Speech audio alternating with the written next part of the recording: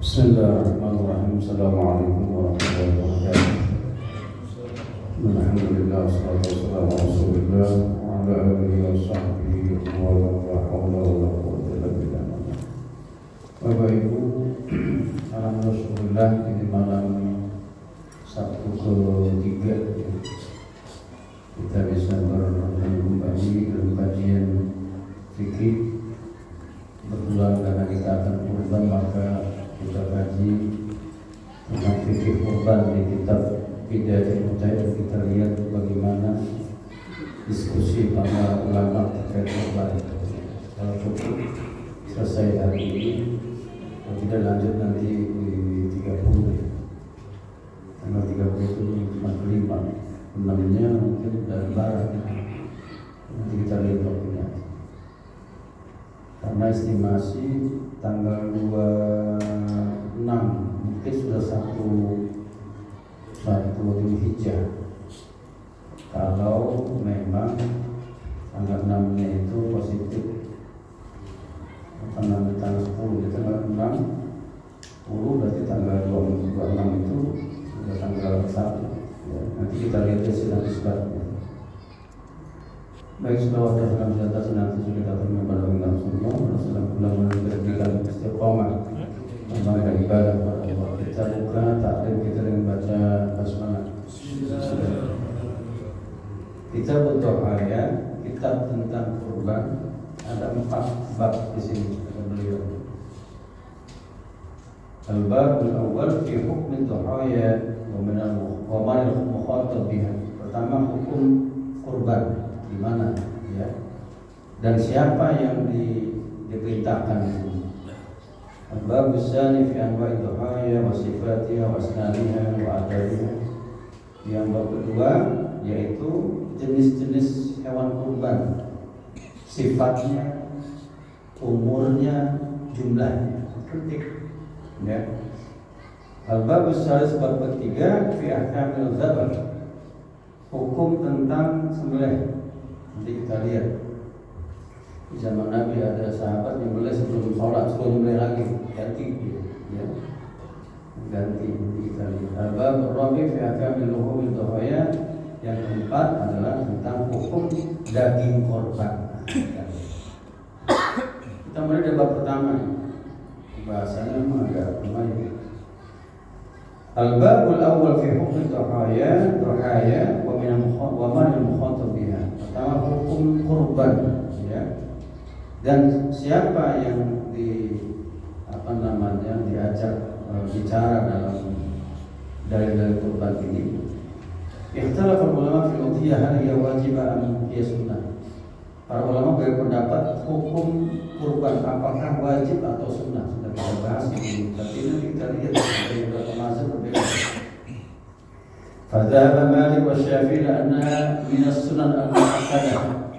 Imam Malik, Syafi'i, ini guru dan murid. Malik gurunya Syafi'i ya. Dan Syafi'i muridnya Imam Malik. Mereka berdua ini mengatakan yang namanya kurban sunnah mu'akkadah. Sunnah yang mendekati wajib, sunnah mu'akkadah. Wa rakhasa Malik lil hajj fi tarkiya bi Mina. Imam Malik memberikan dispensasi, tarkhis bagi orang yang haji. Nah, ini dia. Untuk tidak berkurban enggak apa-apa, bisa jadi mungkin dia banyak biaya keluar, jadi tidak apa-apa, dibolehkan bagi beliau. Sedangkan Imam Syafi'i wala yafarriq dzalika bainal hajj wa ghairi. Imam Syafi'i tetap sama, mau haji mau tidak sunnah mu'akkadah. Mau yang tidak haji seperti kita ini sunnah mu'akkadah, yang haji pun sunnah mu'akkadah. Dia bisa melakukan lebih baik. Wa qala Abu Hanifah ad-dhahiyah wajibah 'ala al-muqimina bil amsar al-musidin. Kata Imam Abu Hanifah, kurban wajib bagi orang mukim di kota-kota dan orang ini punya kemampuan. Ya, dari Imam Abu Hanifah. Orang mukim malah kata beliau wajib selama orang mukim itu punya kemampuan membeli hewan kurban. Wala tajib 'alal musafirin, bagi beliau orang musafir enggak wajib. Karena yang yang paling ini tuh mukim. Kalau musafir kan sholat aja dipermudah gitu ya. Berarti ini juga untuk korban juga bagi beliau tidak wajib. Jadi kita tahu ada dua tadi, yang bilang sunnah muakkadah, yang satu bilang wajib. Siapa? Iya. Wa khalafa sahibahu Abu Yusuf wa Muhammad, sedangkan dua muridnya Abu Hanifah, Abu Yusuf dan Muhammad Asy-Syaibani justru enggak sepakat dengan gurunya. Bayangin, guru aja enggak selalu diguguk sama ya ini muridnya. Inna laysat biwajibah, kata mereka berdua enggak wajib. Gitu kan. Wa ruwiya an Malik misla qauli Abu Hanifah, Imam Malik dalam satu riwayat mengatakan sama dengan Abu Hanifah, yaitu wajib. Kok bisa beda-beda ya? Dan sunnah muakkadah yang bilang wajib ya, dengan syarat-syarat tertentu. Ya, diskusi fikih seperti ini. Ya, wasabu ikhtilafim syai'ani, ada dua hal terkait berbeda pendapat mereka. Ahaduhuma hal fa'alu alaihi wasallam fi Rasul alaihi wasallam fi dzalika mahmul wujub aw al. Pertama, apakah perbuatan Nabi mencontohkan kurban itu wajib atau sunnah? Ya. Wa dzalika anna lam yadhkur sallallahu alaihi wasallam at-tahiyya qattu, karena faktanya selama hidupnya Nabi belum pernah meninggalkan kurban. Nabi kurban terus. Ya. Fa fi ma ruwiya anhu hatta fi safar, sampai Nabi musafir pun beliau tetap berkurban. Berarti berbeda dengan pendapatnya Abu Hanifah. Jadi Nabi mau safar, mau mukim, beliau tetap kurban. Hatta fi safar ala ma ja fi hadits Tsauban, sebagaimana riwayatnya Tsauban dari sahabat Nabi, qala dzaba Rasulullah udhiyatan. Ya, Nabi menyembelih hewan kurbannya, semua qala ya Tsauban aslih lahma hadhihi. Tsauban ya, aslih maksudnya urus nih dari kurban ini. Qala falam azal at'imu minha hatta qadima Madinah, aku terus ya memanfaatkan daging kurban ini sampai datang ke Madinah. Itu yang pertama. Jadi ulama ini melihat ini perbuatan Nabi wajib atau sunnah. Dibilang sunnah, Nabi tiap tahun melaksanakan kurban. Wasabu besani, sebab kedua, ikhtilaf fil mafhum al-ahad al-warida fi ahkam ad-duhaya. Ulama berbeda pendapat pemahaman hadis-hadis terkait hukum kurban, ya kan? Wa dzalika anna thabata anhu alaihi salatu wasalam. Kenapa? Ada riwayat yang datang dari Musalamah. Anau qala idza dakhala al-'ashru, Musalamah menyampaikan, Nabi menyampaikan itu bersabda, apabila telah masuk 10 ya, hari pertama bulan Dzulhijjah, di tanggal 1. Mulai tanggal 1 ya. Fa arada ahaduhum an yudhiya fala yaqud min sya'ri syai'an wala min asfari, maka barang siapa yang ingin salah seorang kalian berkurban, jangan mengambil rambutnya ataupun kukunya dari tanggal 1 tuh. Kalau kita nanti tanggal 26, tanggal 26 itu udah nggak boleh cukur rambut, nggak boleh gunting kuku. Ya, ingat itu ya.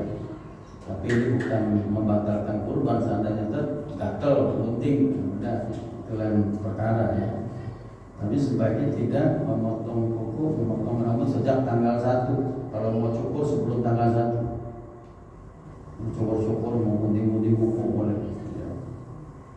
Faqalu idza arada ahadun an yudhiya, maka perkataan Nabi, apabila salah seorang kalian ingin berkurban, fihi dan ala anna dhuhiyah laysa biwajib, ini tandanya bahwa kurban bukan wajib.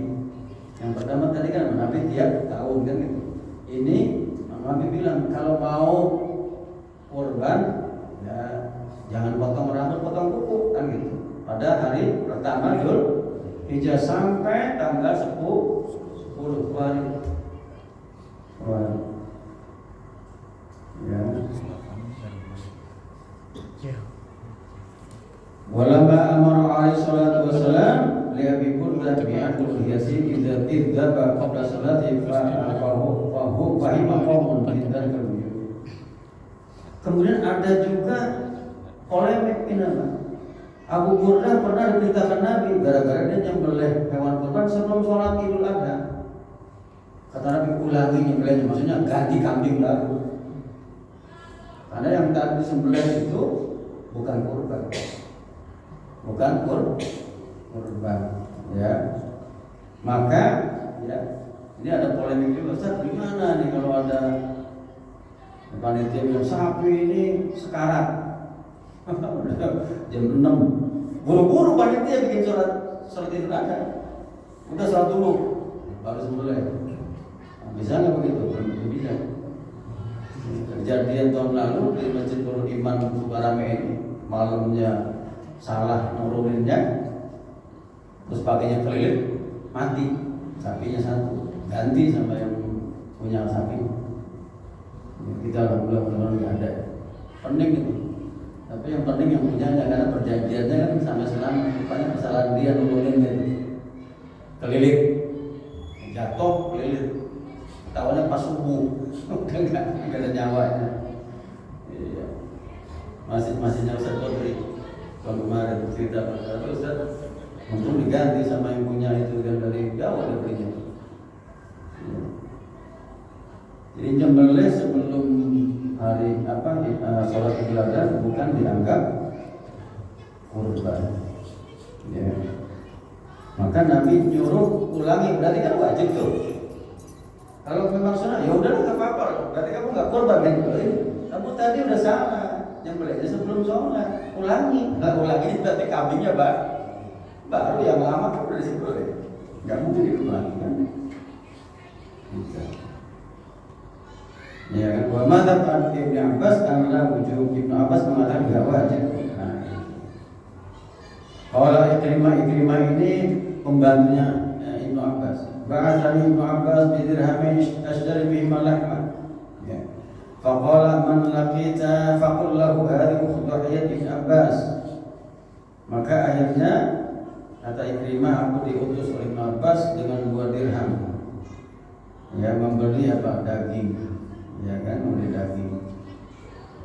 Artinya dalam satu sisi artinya Ibnu Abbas tidak kurban. Dia malah dulu beli kambing nih, pembantu mau beli daging 2 dirham, ya kan? Artinya tidak semua sahabat Nabi juga melakukan kurban setiap tahun sebagaimana Abu Bakar dan juga Umar. Ya. Baik, itu ya. Jadi dua pendapat. Kalau saya sih melihat dari beberapa ulasan yang paling pas itu adalah sunnah muakkadah bagi yang mampu, tapi menjadi wajib bagi buat nazar atau karena niat. Kalau tahun niat saya mau kurban, wajib kurban. Ya, kalau dia misalkan nazar, saya kalau anak saya lulus begini mau kurban, wajib. Jadi wajibnya karena nazar. Baik. Kemudian tentang sifat macam-macam hewan kurban kita lihat. Ada 4 juga di masalah. Pertama apa? Jenisnya, membedakan jenis. Yang kedua sifat, ya, sifat hewan kurban. Yang ketiga mengetahui umur. Nah, ini penting. Sering-sering kita berdebat di umur. Yang keempat masalah jumlah. Ya. Masalah ula, ya, masalah pertama, ajmal ulama ala jawazid du'aya min jami' bayyinatil anam. Hukumnya boleh, ulama sepakat hewan kurban itu dari semua jenis bahimatul anam, hewan ternak berkaki 4. Ini secara umum nih, teman-teman kita berkaki 4. Gak boleh kita kurban pakai burung unta, mahal kan? Satu burung unta itu bisa harga sapi itu, ya, mahal gitu. Karena susah nyarinya juga.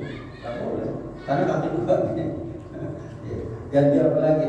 Gak boleh, pokoknya kaki 4, ya, kaki 4. Waktu fil abdul menjadikan. Nah, pertanyaannya, hewan kaki 4 yang diternak ini mana yang lebih utama? Ini cara ternaknya, nanti boleh nggak yang hewan liar? Nanti akan ada pembahasannya. Fadhahaba Malik, Imam Malik berpendapat ila anal afdal fi dhahaya al-kibash al-kabsh. hewan kurban yang paling utama kibas. Kenapa? Nabi praktek kibas. Nabi Ibrahim ketika nyembelih anaknya Ismail berubah menjadi diganti dengan kibas. Nggak ada sapi, nggak ada unta. Imam Malik bilang gitu. Summal bakor, summal ibil, baru sapi, baru unta, kan gitu. Bi'aksil amr indahu fil hadaya, sedangkan dalam korban, sedangkan untuk hadiah kata Imam Malik justru lebih bagus apa? Al-ibil, unta dulu. Bukan hadiah, hadaya itu apa? Buat kurban, bukan kurban, apa? Buat nyembelih ketika mereka itu haji. Apa namanya? Dam nusuk, hadaya itu dam nusuk. Itu yang utama unta. Jadi yang haji ini lebih baik beli 1 ekor unta buat 7 orang dibandingkan beli 1 ekor kambing-kambingnya. Baru sapi, setelah itu kibas. Ini pendapatnya Imam Malik. Wa dzahaba Syafi'i aqsa ma dzahaba ilaihi Malik fi dhahaya al-ibil thumma al-baqar thumma al-kibas. Kata Imam Syafi'i enggak dong. Yang paling bagus itu unta, kemudian sapi, baru kibas. Ya kan? Kenapa berbeda pendapat? Nah ini berbeda pendapat karena mu'al qiyas dari fi'li. Perbedaan antara qiyas itu apa? Analogi. Ya, dengan perbuatan. Maksudnya Nabi itu nyembelih kibas. Bisa nggak diganti dengan yang lain? Nah, gitu kan? Ya. Wa dzalika annahu lam yurwa anhu sallallahu alaihi wasallam illa bi kabs. Kenapa Nabi itu selama hidupnya berkurban cuma dengan satu jenis hewan? Apa? Kibas. Jadi unta belum melihat datanya unta, sapi juga enggak, kan gitu. Ya kan? Tetapi nanti kita lihat. Bahkan dalilan ala anna al-kibas bid-dahaya afdal. Kalau ini kata Imam Syafi'i, tadi dibilang lebih bagus unta, baru sapi, kibas. Tetapi pada saat riwayat tadi Nabi hanya nyembelih kibas, berarti yang paling afdal untuk kibas. Gitu kan? Wa dzalika bima dzakara ba'd an-nas wa fi Bukhari an Ibnu Umar ma yadullu ala khilafi dzalika wa anna qala. Nah ini Ibnu Umar menyampaikan ada riwayat Nabi itu pernah menamkan Rasulullah yatba wa yanhar bil musalla wa amal qiyas an dhahaya qurbatan bi hayawan fa wajaba yakun al-afdal fi al-afdal fil hadaya. Karena kurban ini bagian taqarrub dengan hewan sembelihan, maka wajib harus yang lebih afdal, yang lebih bagus dibandingkan dam nusuk. Nah Imam Syafi'i berpendapat kenapa unta, sapi, baru kibas? Beliau mengambil dalil bicara pahala sholat Jumat. Coba kita lihat, ini sering terkenal nih hadisnya. Man raha fi sa'atil ula, barang siapa yang pergi sholat Jumat jam pertama, maka annama qarraba badanah, maka seperti dia mendapat pahala nyembelih seekor badanah. Badanah itu ya unta. Wa man raha fi sa'ati tsaniyah fa kana qarraba baqarah. Bagi yang datang pada jam kedua seperti nyembelih seekor sapi. Nah, unta dulu tuh baru sapi. Jadi yang datang sholat Jumatnya jam 10 dapat unta tuh pahalanya. Dapat jam 11 berarti dapat sapi. Ya, nanti yang jam 12 10 menit sebelum azan dapatnya apa? Kita lihat wa man raha fi sa'ati. Maka anda maqraba kapsan yang datang jam ketiga menyembelih kibas. Dalam riwayat lain yang terakhir apa? Dapat endok gitu. Telur. Hitung aja nanti sambil hitung. Jumat tuh kira-kira jam 10 berapa orang, jam 11 berapa orang yang datang, nanti jam 11 berapa orang. Nanti kalau pas azan udah nggak dapat endok. Iya, senang azan, udah azan. Yang dipintakan sebelum azan. Bahkan al-wajib hamlu ala hadhi jamil qurb bil hayawan. Maka kata Imam Syafi'i, ini pahala yang dibicarakan salat Jumat berlaku di kurban. Kata beliau, Nabi bilang enggak itu unta dulu, sapi, baru kibas. Bahkan dalam beredar ditambah lagi ada ayam, kan itu ada lagi kan endok kan gitu, endok apa telur gitu ya. Iya, ada 5 masalah ini disebutkan 3 di sini. Ya. Waqad yumkin an yakuna ikhtilafun sabun akhar wa huwa hal dhikrul azim alladhi farda bi Ibrahim sunnah baqiyah lil yaumi wa inna al-qudiyah. Yang argumentasi berikutnya ini tentang kurban Nabi Ibrahim. Nabi Ibrahim ketika menyembelih anak Ismail itu diganti dengan bidhin azim. Bidhin azim itu apa? Kibas. Apakah peristiwa Nabi Ibrahim ini bisa berlaku sampai Nabi kita sampai sekarang? Ya, kalau masih berlaku berarti yang paling utama berarti pakai kibas. Tapi yang mengatakan udah nggak berlaku lagi, maka silakan mana yang lebih bermanfaat. Ya.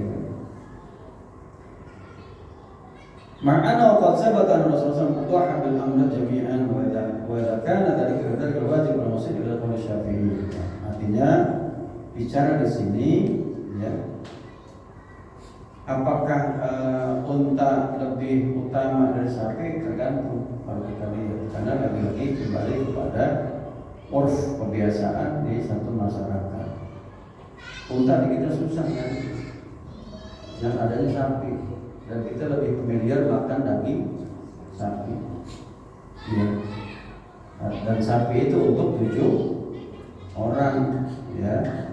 Sedangkan kambing segede apapun tetap untuk 1 orang. Ini kibas gede, hampir segede anak sapi, tetap untuk 1 orang. Kibas itu kalau gede banget, seperti anak sapi gitu. Kalau gede, tapi tetap 1 orang, karena tetap namanya kibas. Sapi, ya. Sama juga tuh kita misalkan maaf ya, kita urut nih. Kambing kan banyak jenisnya. Kambing etawa, kambing kacang, paling kecil kambing kacang. Hukumnya sama tuh ya, korban kambing kacang sama kambing etawa. Tetap sama korban. Bedanya apa? Yang kambing kacang pelit, yang kambing etawa bagus kan gitu. Iya kan? Ya beli paling udah gitu nanti ganti tuker sama sampai gitu ya. Ganti jatahnya sampai, janganlah. Ya, karena berkahnya itu di kambing yang disembelih dia. Kalau mau tanazul boleh, tanazul itu apa? Nanti panitia, tapi dia tidak mendapatkan keberkahan daging dari hewan yang dia sembelih. Karena yang perintah Nabi itu kulu wa aqimu wadakhilu. Ya, makan sebagian, sedekahkan sebagian, simpan sebagian, kan dulu gitu. Kenapa Nabi bilang begitu? Karena zaman dulu masing-masing korban, nggak ada yang nggak korban. Ya kalau sekarang dipraktikkan betul, makan sebagian, berikan sebagian lagi disimpan. Berarti berapa? Yang sedekahkan cuma 1/3 kan?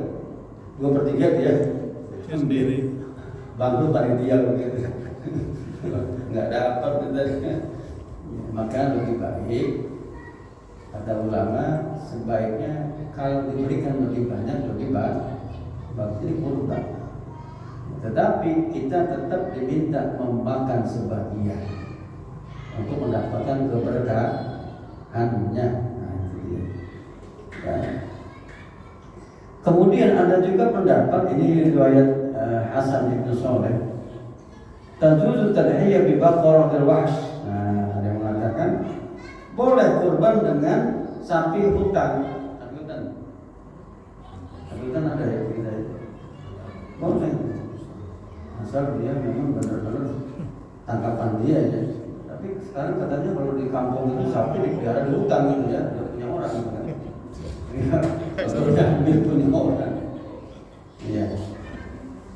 Ini bisa ya, dibolehkan. Ini ada pendapat yang boleh, silakan hewan liar. Kalau itu sapi hutan berarti untuk 7 orang.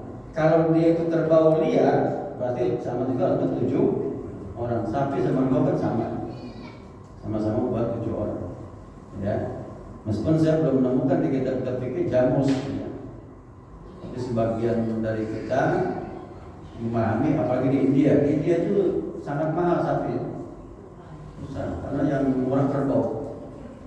Ya, karena kalau sapi dilarang, dibelinya nggak boleh sembarangan, bisa diprotes sama orang India. Tuhan sembelih kan? Iya kan? Maka diganti dengan kerbau. Nah, karena terbawa zina murad.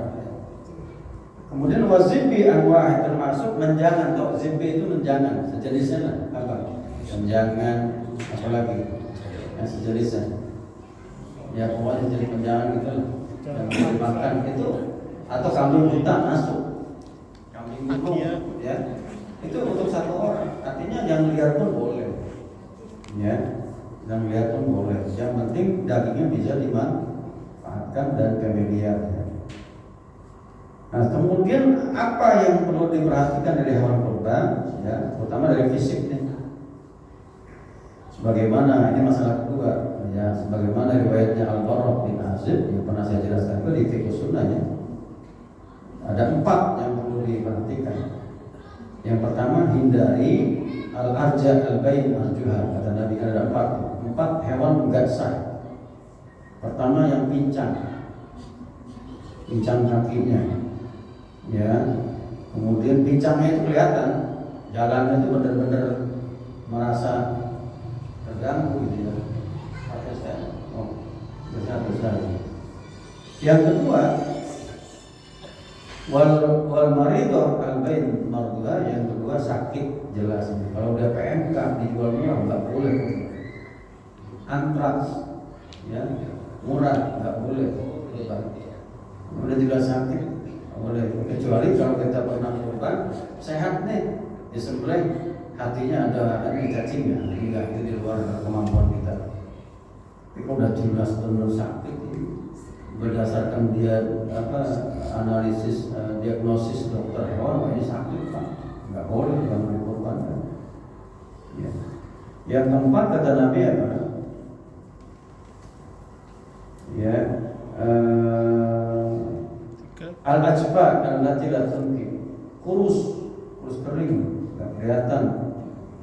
Terus apa yang keempat? Al-awra al-bainahuma, yang matanya picak.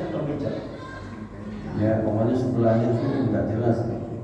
Nah, perbedaan ulama begini.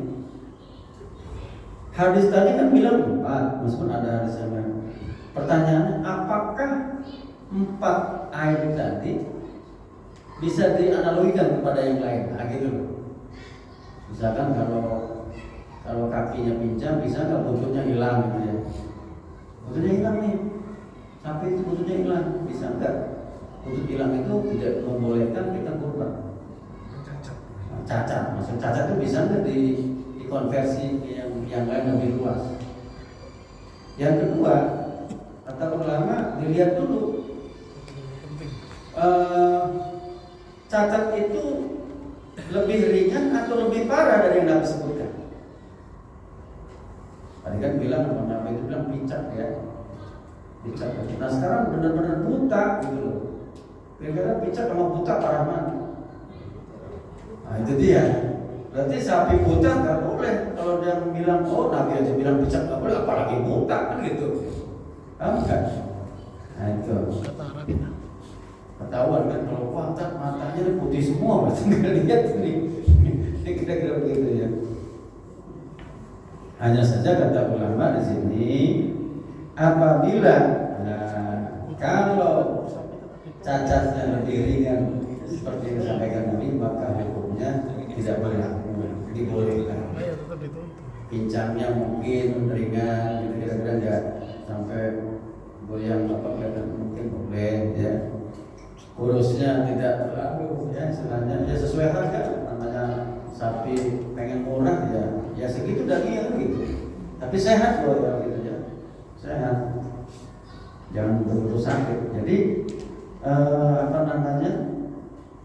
cacat yang ringan tidak seperti yang Nabi sampaikan itu masih dimaklumi ya, dimaklumi ya. Makanya jumhur ulama pendapat adalah anda makan asyad min hadil uyub al-masalih fi akhra fa ahra antumna. Kata para ulama ini jumhur ulama mengatakan apabila aibnya lebih parah dari yang Nabi sebutkan maka sudah lebih layak tidak diterima. Gitu. Iya. Ya kan pincang aja nggak bisa, apalagi buntutnya hilang kan gitu. Bisa jadi kan namanya untuk iseng-iseng. Dia mau nyembelih sapi saya pengen makan sop but, potong aja. Kalau selesai dipotong sudah hilang. Itu kan ada. ada sahabat itu kurang kerjaan, pengen